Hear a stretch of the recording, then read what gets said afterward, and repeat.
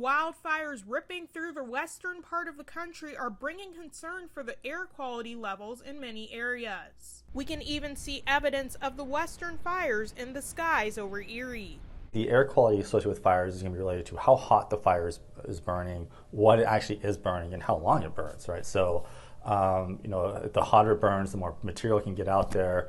The material itself will dictate what actually is burning. So you can get ozone related, you can get nitrous dioxide related, you can get all of these other components that then get into the air. Smaller particles released in the air are potentially more dangerous. They're harder for the human body to clean out when inhaled. If you inhale those particles, it can cause inflammation. And inflammation itself is not a bad thing because that's just your body getting rid of stuff.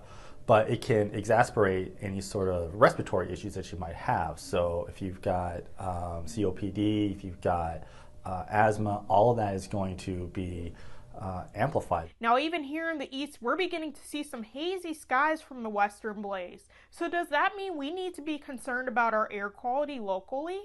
I think what it comes down to is the longer it burns, the more material that comes out.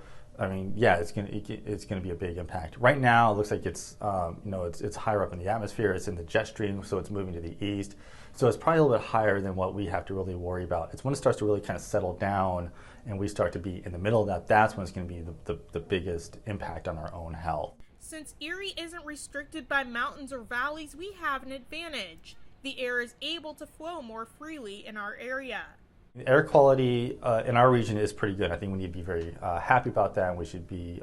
We're fortunate about having that really good air quality. Again, because we're in flatter location, the air can move through. If we ever experience dangerous air quality levels, there are things you can do to slow the risk of your exposure.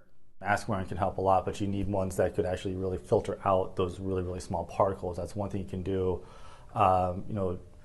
You want like air filters that are going to kind of, if you're inside, air filters that can get that air, circulate the air and clean it out. That's going to be something else that you can do.